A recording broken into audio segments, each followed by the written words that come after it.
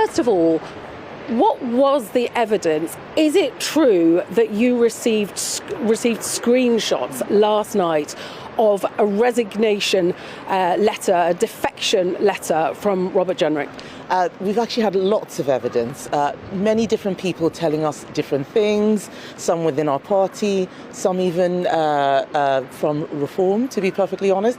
But the last straw, and what pushed me to make this decision, was seeing that Robert had plans not just to leave, but to actually hurt the people that he'd been working with. I'm the leader of our party, and I have to be responsible for all of the people out there, the MSPs here in Scotland, the councillors who are fighting elections, and they need to know that we in Westminster are giving them a good backdrop, explaining what our policies are. The public are tired of all of this psychodrama, all of this personal ambition. Right, so imagine waking up this morning, checking your phone, and discovering that the Conservative Party has just served up more drama than an entire series of EastEnders. Kemi Badenoch, leader of the Tories, has given Robert Jenrick the political equivalent of a P45 and a one-way ticket to Nigel Farage's doorstep. And honestly, the shade she's throwing could eclipse the sun. This isn't just a sacking, this is a masterclass in political divorce, British style, complete with passive-aggressive remarks and enough tea to fill the Thames. Buckle up, because this story has more twists than a pretzel factory, and it's absolutely glorious. Quick favour, if you're loving this chaos as much as I am, smash that subscribe button. Over 94% of you haven't yet. It's free, takes literally 2 seconds, and helps us bring you more of this brilliant political carnage. Cheers if you did. Right, back to the spectacle. So here's what happened. Kemi Badenoch decided this morning that Robert Jenrick, her shadow justice secretary, had to go. Not in a gentle, let's have a chat over tea way, but in a full-blown clear your desk, you're out fashion. And the reason? Well, apparently, Jenrick was allegedly planning to defect to Reform UK, Nigel Farage's merry band of political rebels. But it gets better. According to Badenoch, Jenrick wasn't just planning to leave quietly through the back door. No. He was apparently plotting to actively harm his former colleagues on the way out. That's not just burning bridges, that's full-on napalming the entire motorway system whilst doing a victory lap. Speaking to GB News, and I must say she was absolutely fired up, Badenoch revealed that she'd been receiving lots of evidence about Jenrick's potential defection. Evidence from within the Conservative Party and, wait for it, even from people inside Reform UK itself. It's like getting intel from both sides of a divorce before anyone's even filed the papers. But what really pushed her over the edge, what made her say, right, that's it, you're done, was discovering that Jenrick had plans not just to leave, but to actually damage the people he'd been working alongside. That's not just disloyalty, that's full-on Game of Thrones level betrayal, except with more tweed and fewer dragons. Now, let me paint you a picture of what Badenoch is dealing with here. She's trying to rebuild the Conservative Party after they got absolutely demolished in the last election. They went from being the government to being in opposition faster than you can say lettuce outlasts Prime Minister. She's got councillors fighting local elections, members of the Scottish Parliament trying to hold their ground, and she needs everyone in Westminster to be singing from the same hymn sheet. Instead, she's got someone allegedly plotting to jump ship and take potshots at his former mates on the way out. It's like trying to organise a school play whilst one of the kids is secretly planning to set fire to the curtains during the finale. And here's where it gets properly spicy.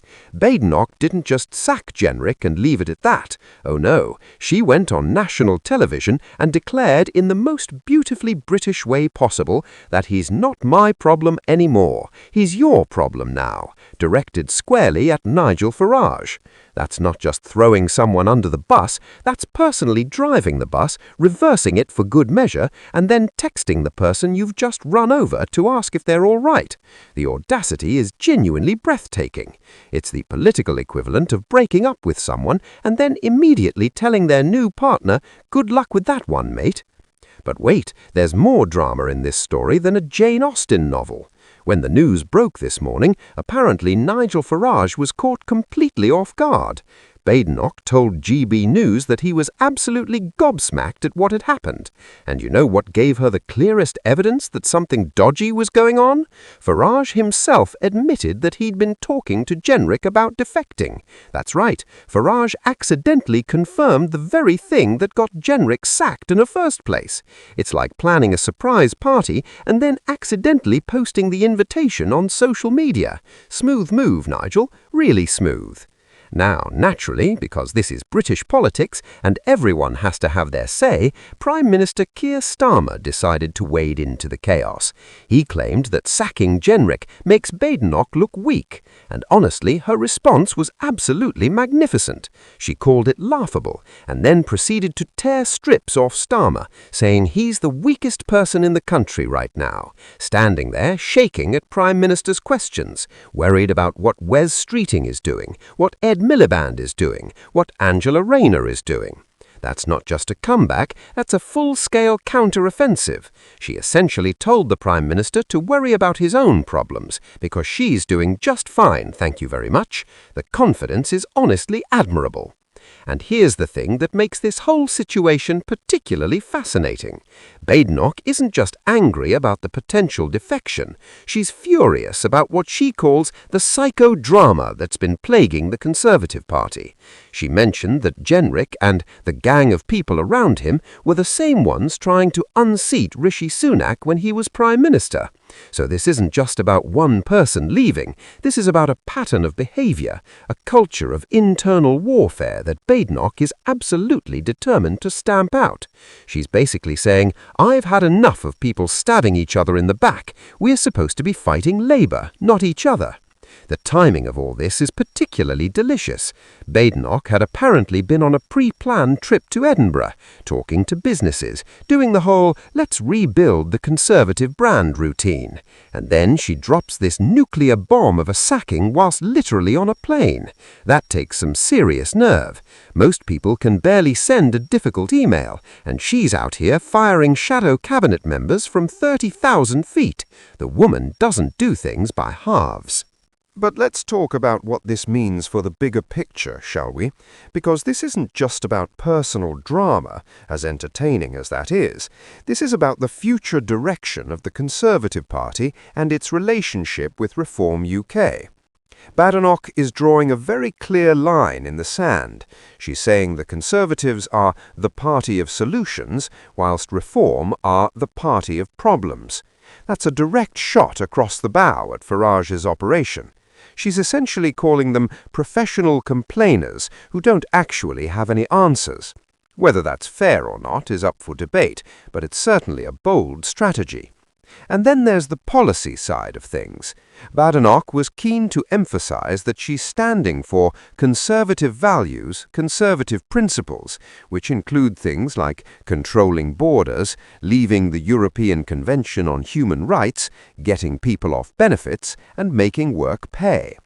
She even said she doesn't think Jenrick actually disagrees with any of those policies. So if he doesn't disagree on policy, why is he allegedly jumping ship? That's the million-pound question. Is it about power, ambition, a personality clash, or does he genuinely believe Reform UK is better positioned to implement these ideas? We might get answers to those questions soon enough, or we might just get more delicious political theatre. Now, Badenoch also revealed something rather touching in her interview. She admitted she's feeling a bit sad about having to let Jenrick go. She said she never likes letting people go, but if they're behaving inappropriately, it has to happen for the good of everyone else. That's actually quite revealing. It shows that despite all the fire and brimstone, despite the savage put-downs and the political calculation, there's still a human being making difficult decisions. Leading a political party isn't just about policies and strategies. It's about managing people, dealing with egos, and sometimes having to be the bad guy even when it's uncomfortable. But she quickly recovered from that moment of vulnerability to remind everyone that she has strong beliefs and strong convictions, and that she doesn't rush to make decisions. When she does something, you can trust it's for the right reasons, because she's done her homework and has the evidence. That's a deliberate message to both her party and the public. She's saying, I'm not trigger-happy, I'm not impulsive, but when I act, I mean it. It's about establishing authority and credibility in a role where both are constantly being questioned. And speaking of establishing authority, Badenoch wasted no time in announcing Jenrick's replacement. Step forward, Nick Timothy, a name some of you might recognize as one of Theresa May's former chiefs of staff. Badenoch absolutely sang his praises, highlighting how he's been drawing attention to what she calls the scandal at Westminster. She even called out the Home Secretary for being too weak to sack the Chief Constable there. So she's not just defending her own decision to sack Jenrick, she's going on the offensive, calling out what she sees as weakness elsewhere. That's strategic political combat, and it's rather impressive to watch. The Conservative Party right now is in a fascinating position. They're trying to rebuild after a catastrophic election defeat. They're dealing with Reform UK nipping at their heels, trying to win over right-leaning voters, and they're attempting to present a united front whilst clearly having some serious internal tensions. Badenoch sacking Jenrick is a statement. It's her saying, I'm in charge, this is my party, and if you're not on board with the direction we're going, the door is right there. Whether that strengthens the party or creates more division remains to be seen, but it's certainly a bold move. And let's not forget the elephant in the room, or should I say the Nigel in Reform UK. Farage must be absolutely loving this chaos. Every time the Conservatives have internal drama, it plays right into his hands. He can position Reform UK as the alternative for disillusioned Tories, the party that's not tearing itself apart over personality conflicts. Although, to be fair, Badenoch did land a pretty solid blow when she called the Conservatives a team with lots of talent, whilst labelling Reform a one-man band. That's going to sting a bit. The whole situation raises interesting questions about loyalty in politics. When is it acceptable to switch parties? Is it ever justified, or is it always seen as betrayal? In theory, if your principles genuinely align better with another party, shouldn't you have the integrity to make that move? But then again, if you've been elected under one banner, don't you owe it to your constituents to stick with that mandate? These aren't easy questions, and reasonable people can disagree. But what seems to have really angered Badenoch isn't just the potential defection itself, it's the alleged plan to cause damage on the way out. That crosses a line that even political opponents can recognize. What happens next is anyone's guess. Will Jenrick actually defect to Reform UK, or has all this drama scuppered those plans? Will other Conservative MPs follow him if he does make the jump? Will Badenoch's tough approach rally the party behind her, or will it create resentment? And what will the public react to all of this? Because let's be honest, most normal people see this kind of internal political fighting and just roll their eyes. They want their politicians focused on the cost of living, the state of the NHS, the economy, and all the actual problems facing the country, not squabbling like children over who said what to whom.